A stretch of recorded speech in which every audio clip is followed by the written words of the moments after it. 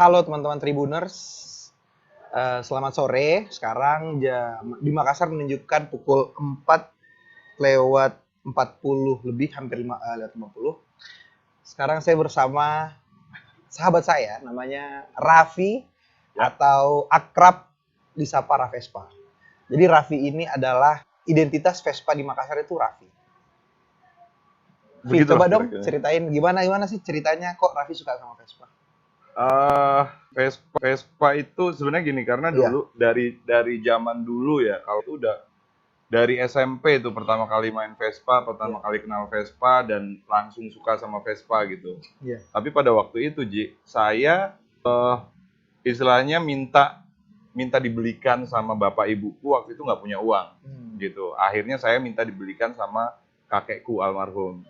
Gitu. Dan perjuangannya pun cukup berat. Komunitas Vespa terbesar dunia ya? Ya, gitu. Makanya ini menjadi menarik dan solidaritas teman-teman skuter di Indonesia itu terbangun, tumbuh dengan sendirinya tuh.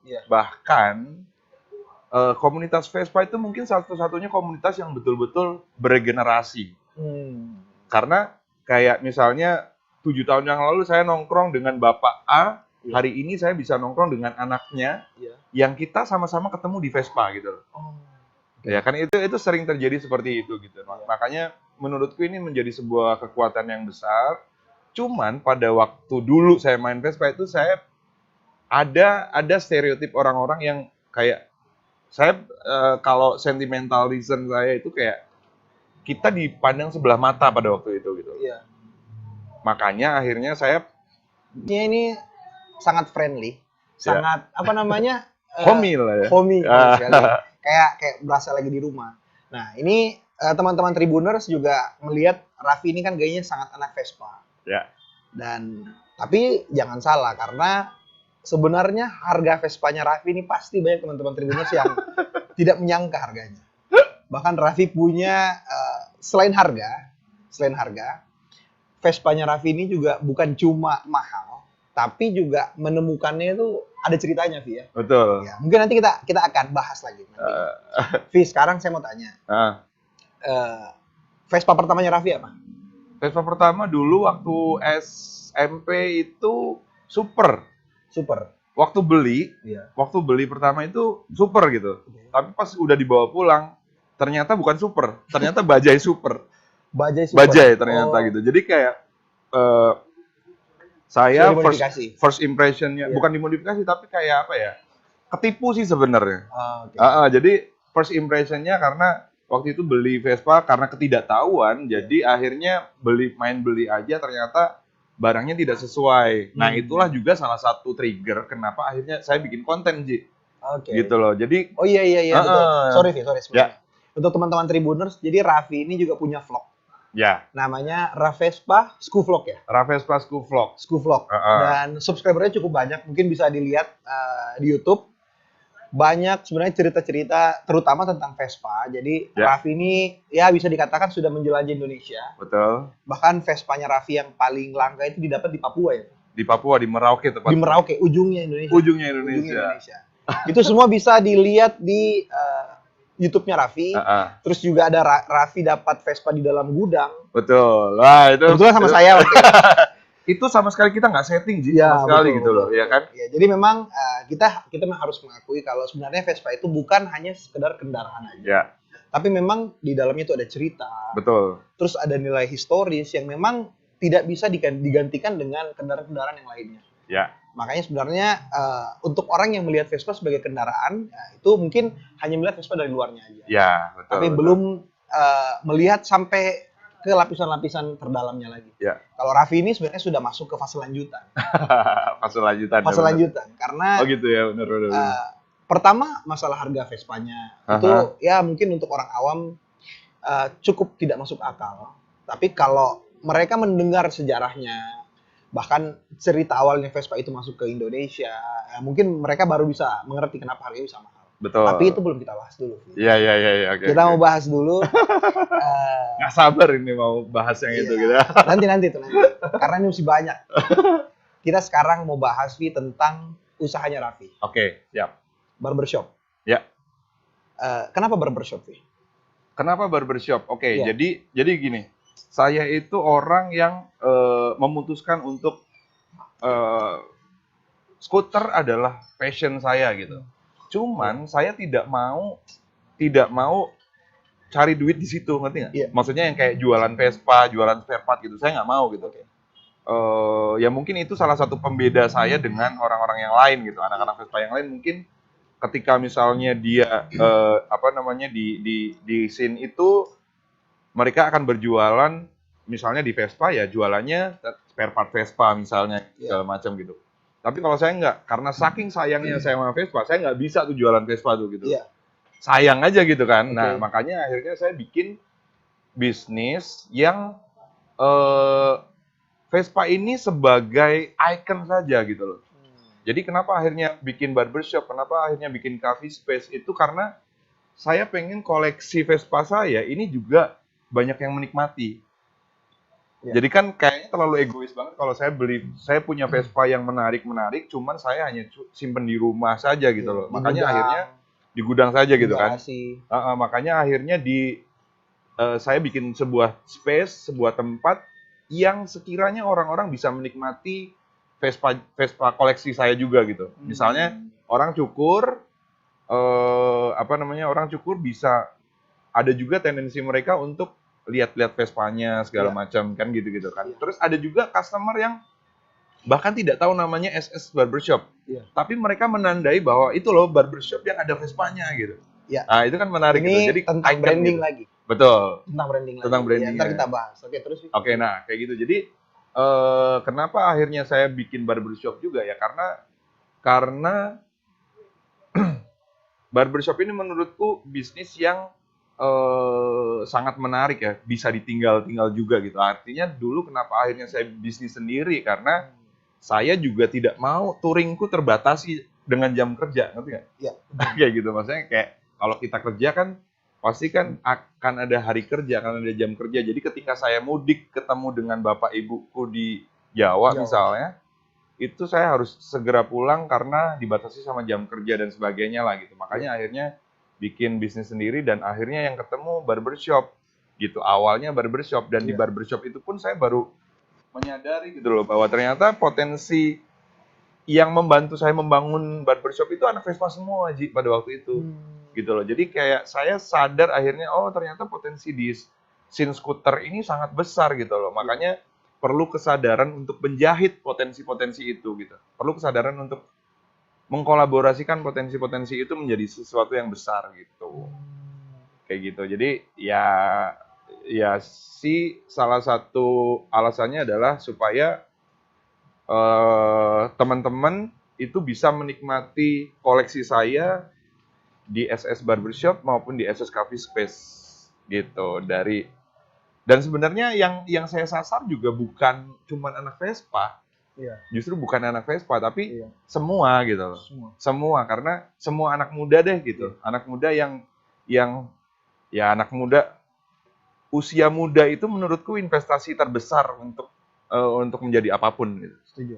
Ya kan gitu. Makanya saya pengen memberikan spirit nih untuk teman-teman di Makassar bahkan kenapa akhirnya saya sering berkeliling segala macam Ji. Jujur keliling di Indonesia gitu kan di Jogja, Bandung segala macam. Jujur setiap saya ngobrol sama teman-teman di sana, saya mengajak mereka untuk kesini, Ji. Gitu loh, untuk menikmati keindahannya Makassar, untuk melihat potensi di Sulawesi Selatan dan sebagainya gitu. Nanti tahun depan itu ada beberapa ada beberapa tim touring yang akan masuk Makassar lagi gitu. Kayak termasuk salah satunya teman-teman di Bandung. Saya sempat ketemu teman-teman di Bandung itu, saya karena kemarin saya kenal segala macam ngobrol-ngobrol teman-teman barbecue ride misalnya itu sudah ada planning untuk akhirnya mereka akan membelokkan yang tadinya touring ke barat mereka akan belokkan ke Makassar gitu. Gitu itu yang real gitu loh. Maksudnya sangat real banget gitu untuk saya pengen teman-teman di Makassar juga punya kepercayaan diri. Tidak lagi Java sentris, tidak lagi Jakarta sentris, tapi juga kita punya rasa kepercayaan Potensi diri. Kita punya potensi besar dan kita harus percaya diri dengan potensi yang kita miliki gitu.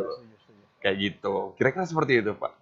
Teman-teman dari Tribuners juga mungkin harus tahu. Ya, silakan. Ini SS90-nya.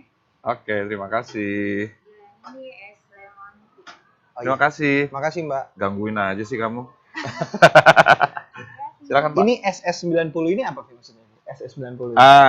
Ini SS90 ini kopi SS90 ini diambilnya dari tipe Vespa yang saya suka gitu. Namanya Vespa SS90 gitu. Jadi dan waktu awal saya bikin bisnis itu saya jual Vespa SS90. Nah, makanya diabadikannya adalah menjadi sebuah produk, menjadi sebuah brand gitu.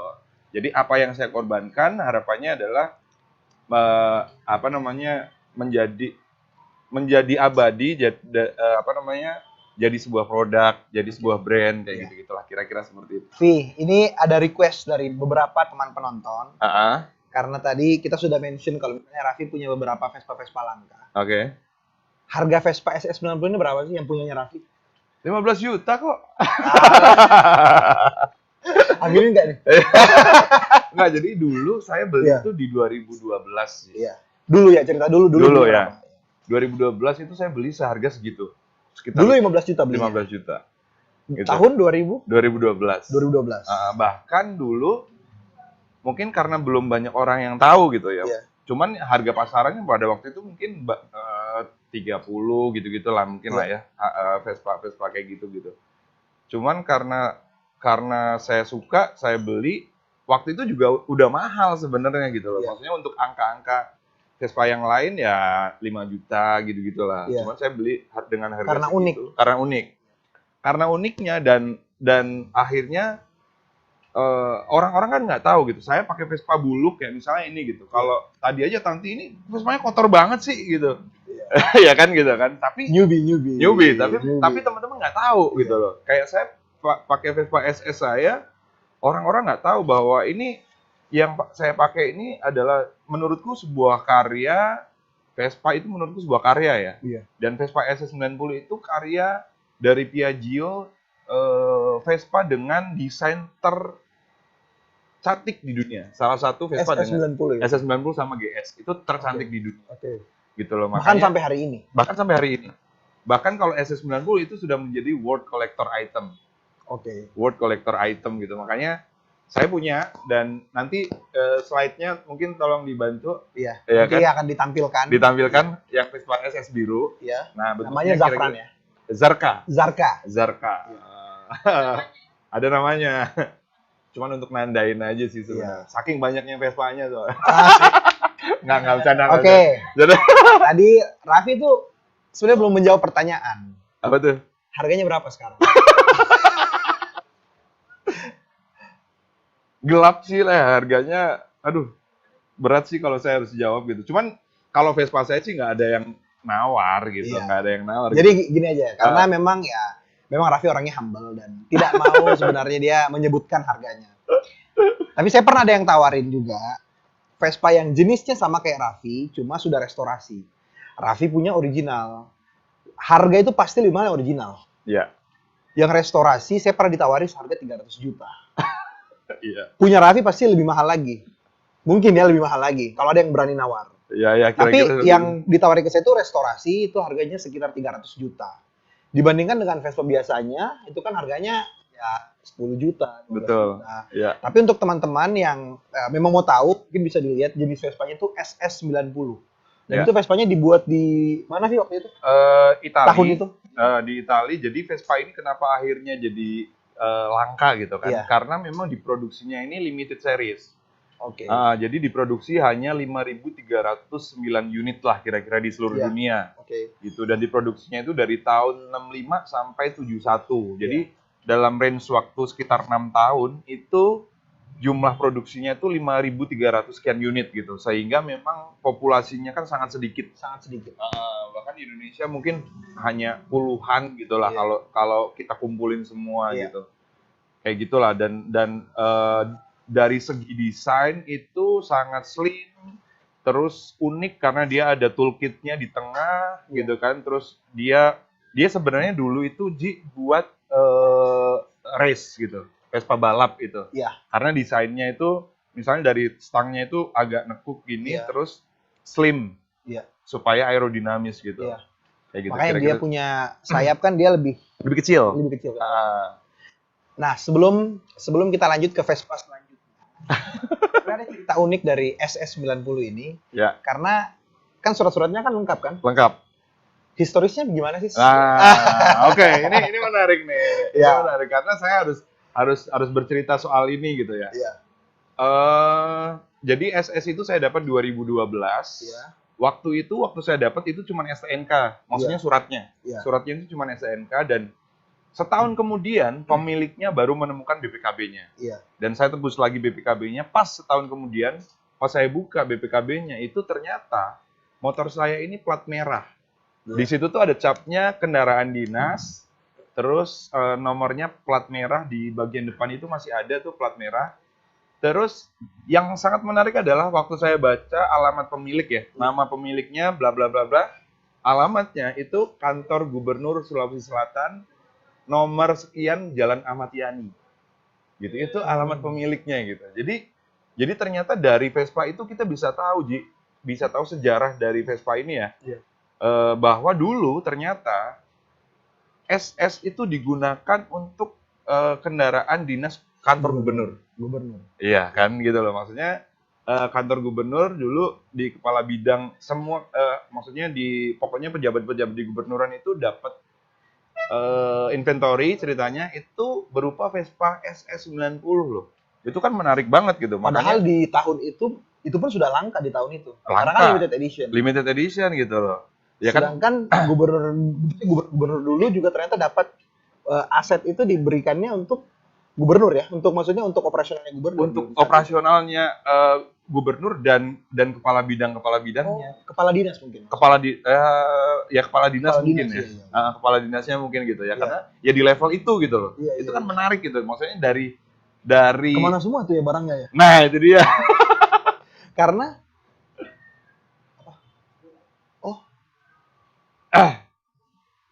Kunci mobil. kunci mobil. Ya, Kalau kunci mobilnya bisa dipinjam Tidak. soalnya, Mas. Ada driver. ada driver. Ada driver. Iya, cari mic ya. Oke, Pi lanjut. Oke.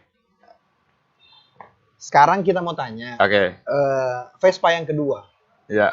Ini kan sebenarnya Raffi ini punya juga Vespa yang unik yang kedua. Ya. Yang tadi SS90, Yes. yang kedua ini GS. Ya. Yang didapat di Papua tadi. Betul. Sebelum tanya masalah harganya, kita mau tanya dulu ceritanya gimana bisa dapat Vespa ini. Oke, jadi gini. Dulu karena saya udah lama main Vespa, akhirnya kan saya mencari Vespa yang langka dalam tanda kutip ya. Iya. Yang paling langka lah, paling dicari lah gitu. Untuk small frame itu klimaks atau Vespa Kasta yang tertingginya. ya gitulah ya. Ya, gitu lah. Yang Itu small SS. frame itu SS Ya. gitu. Kalau Large frame large frame atau frame yang besar. ya itu GS. Iya. Ya kan. Waktu itu saya udah punya SS dan mimpi saya berikutnya adalah GS gitu. GS dan saya mimpinya adalah original paint. Iya. Gitu kan. Original paint dan ternyata semesta sangat baik mempertemukan saya dengan Vespa GS di Merauke itu tahun 2018. Belum lama ya, 2 tahun yang lalu. 2 gitu. tahun yang lalu lah. Itu kenapa Vespa GS? Karena Vespa GS itu Vespa yang ya sekali lagi bahwa itu paling banyak dicari dah orang gitu loh, maksudnya Bukan hanya di Indonesia, bukan hanya di Indonesia tapi dunia. tapi dunia gitu. Jadi Vespa GS karena akhirnya tahun 2018 itu saya dapat kebetulan, ya bukan kebetulan sih, menurutku memang waktunya saya dapat, saya bisa mewujudkan mimpi besar itu. Dan Tuhan mempertemukan saya dengan Vespa GS yang dulu itu saya gini, Ji. Saya orang yang percaya dengan yang namanya power of visualize. Iya. Jadi ketika kita punya mimpi, punya keinginan, itu bayangkan mimpi itu gitu. Maksudnya bayangkan keinginan itu bahkan sedetail mungkin gitu. Iya. Karena dengan begitu menurutku kita sendiri akan termotivasi untuk menuju ke arah sana, ya kan? Gitu. Nah, makanya akhirnya saya pengennya tuh dulu tuh dapat Vespa GS original paint dari sebuah gudang di Makassar gitu segala macam. Ternyata Tuhan sangat baik Iya. mempertemukan GS itu di ujung Indonesia gitu loh, di Merauke, sehingga story-nya ini udah nggak kebantahkan gitu loh. Iya. Bukan GS yang diimport misalnya gitu. Maksudnya secara histori ini lebih menang lah karena lebih menarik gitu. Karena si GS ini benar-benar otentik dari Indonesia gitu loh. Iya. Dan dari ujung Indonesia, dari Merauke. Iya. Gitu. Waktu itu saya dapat ya dari informasi saya dapat awalnya cuma dari sosial media sih, tapi saking saya penasarannya saya cari tahu terus gitu. Iya. Saya cari tahu terus. Nah, di situ ada plat nomornya kan, ada plat nomornya DS Papua nih saya bilang. Waktu itu saya tanya sama temen yang kebetulan dia sering touring ke Papua, namanya Bogel, temen di Maros. Iya. Saya tanya, beberapa hari kemudian dia baru kasih nomor dari pemilik Vespa itu. Pas saya telepon, satu kali saya telepon langsung saya dealkan. Iya. Karena Padahal belum lihat barangnya. belum lihat barangnya, padahal belum tahu orangnya. Iya. Dan saya dealkan waktu itu harganya lumayan juga gitu. Maksudnya untuk saya ya gitu. Iya. Harganya cukup lumayan. Dan kenapa saya seberani itu? Karena ini mimpi besarku gitu loh, Ji. Iya. Bahkan saya istilahnya saya ngomong sama Tuhan gitu. Ketika misalnya ini terwujud, ketika mimpi besar ini terwujud gitu, nazar saya adalah saya tidak akan menyia-nyiakan. Artinya kan ketika misalnya saya punya unit yang benar-benar langka, orang akan melihat ke saya semua nih, Ji. Iya. Sehingga ini kayak akan menjadi rem gitu. Ngerti nggak sih? Maksudnya kalau ketika orang-orang semua melihat ke saya ketika saya melakukan hal yang jelek, orang akan cenderung meniru dong. Iya. Makanya saya akhirnya, berarti harus tidak boleh melakukan hal-hal yang jelek, ngerti nggak sih? Iya. Kayak gitu. Jadi kayak jadi rem juga untuk, oke, berarti saya harus memberikan influence yang baik, vibes yang baik untuk teman-teman siapapun itu gitu. Terutama teman-teman skuteris di Indonesia. Oke. Kayak gitu. Kira-kira seperti itu. Itu Vespa GS yang saya dapat di Merauke. Iya. Dan itu salah satu mimpi besar saya yang alhamdulillah terwujud gitu. Dan Vespa GS-nya ini kan sebenarnya sudah langka ya. Ya. Dan ternyata tipenya punya Raffi ini itu lebih langka lagi. Lebih langka lagi. Karena tipe apa sih? Namanya Misa. Jadi Vespa GS kan udah langka banget di Indonesia. Iya. Saya dapat Vespa GS yang kebetulan original paint. Wah, langka lagi gitu kan. Langka lagi nih. Oh, gila lah gitu. Kondisinya oke banget gitu. Iya. Terus habis itu setelah 2 bulan saya punya, ada teman saya yang ngabarin gitu. Vi, GS lu tuh bukan GS biasa, kata dia gitu. Kenapa bisa? Coba deh lo cek di bagian ini, kata dia gitu. Di bagian logo sini nih. Nah, ini comparing ya. Iya. Ini Vespa 150. Iya. Vespa GS kan tulisannya. Kalau punya saya Vespa GS. Kalau yang dari Itali itu klaiman begini nih, Ji. Iya. Ada pemasangannya itu diklaim. Nah, di lubang terus ada klaim-klaimnya. Iya. Kalau Vespa GS saya itu dia pakai materialnya ini pakai kayak stiker timbul gitu. Iya. Dan hanya ditempel, nggak dilubangin gitu loh. Tidak dilubangin. Jadi kayak cuman pakai lem. Cuman dilem. Itu salah satu pembeda bahwa ternyata Vespa GS yang saya miliki ini bukan GS Itali yang kebanyakan beredar di Indonesia, tapi GS yang assembling Belgia. Assembling Belgia. Jadi namanya Misa GS Misa, Motor Industri SA. Itu yang pabrik yang mengeluarkan pada waktu itu. Karena jadi dari situ saya pelajari sejarahnya gitu. Ternyata di Belgia pada waktu itu tidak boleh memasukkan unit secara utuh. Iya. Jadi harus dirakit atau diassembling di negara Belgia. Jadi Raffi pelajari sampai sedetail itu. Sampai sedetail itu. Akhirnya kan mempelajari sampai sedetail itu gitu. Sejarahnya seperti itu. Dan sejarah yang belum saya dapat adalah Vespa itu tahun 58. Iya. Tahun 58 Vespa di tahun itu saya dapatnya di Merauke. Nah, pertanyaan besarnya adalah siapa yang membawa Vespa Belgia itu ke Merauke? Itu yang belum terjawab gitu. Saya belum bisa, nggak tahu nih, entah itu dari pasukan sekutu pada waktu itu, atau dari Vatikan mungkin gereja gitu kan, seperti yang kebanyakan Vespa di Indonesia. Dan kebetulan Vespa itu saya dapat di gudang itu ada 2. Vespa Satunya GS, yang ini. yang satunya ini. Ini juga kondisinya masih original paint. Vespa yang ini namanya Vespa VBB. Jadi ceritanya itu akhirnya saya ambil dua-duanya nih. Vespa GS itu dulu punyanya suaminya. Yang VBB ini dulu istrinya yang punya gitu. Jadi betina ceritanya. Iya, jadi kayak akhirnya saya bisa membawa sejarah itu menjadi jadi serumah lagi nih. 2 Vespa ini jadi serumah lagi di Makassar. Oke. Gitu kira-kira. Tadi kan bawanya jantan sama betina. Iya. Jadi Raffi pakai GS. Yang ini siapa yang pakai? Oke, untuk teman-teman Tribuners yang nonton, tadi Raffi sudah jelaskan sedikit tentang sejarah Vespa GS-nya. Ya. Raffi pasti tidak mau memberitahu harganya, tapi kurang lebih harga yang saya tahu. Karena saya juga pernah melihat ada barang yang kurang lebih sama dijual itu. Kalau ini sebenarnya lebih fantastis lagi harganya, karena sudah kena di angka 400 plus. Bahkan ada yang mungkin sampai 500. Kalau misalnya barangnya betul-betul original kayak punya Raffi, mungkin range harganya sekitar segitu. Tapi punya Raffi, didapatnya harganya tidak sampai setengah dari harga itu. Iya. Iya kan? Boleh kali kalau ini nggak apa-apa sih. Nggak apa-apa ya? Jangan ya. Ya udah. Tapi sebenarnya ini kita bukan berbicara masalah harga Vespa. Bukan ya. Bukan bicara masalah harga Vespa. Jadi kita bukan mau seperti Raffi itu bukan mau menceritakan tentang atau memamerkan tentang harga Vespanya, tapi memang Raffi memperlihatkan kalau yang mahal itu sebenarnya bukan Vespanya, tapi ada sejarahnya. Ceritanya. Ada ceritanya, terus ada nilai historisnya. Jadi inilah yang sebenarnya yang membuat Vespa yang mahal itu bukan karena barangnya, tapi memang ada nilai historisnya tadi. Betul. Terus misalnya ada cerita yang sebenarnya belum terkuak dari Vespa itu. Iya. Tapi teman-teman jangan kemana-mana dulu karena masih banyak cerita-cerita dari Om Raffi apa gimana? Jangan. Dari kakak Raffi, dari Raffi.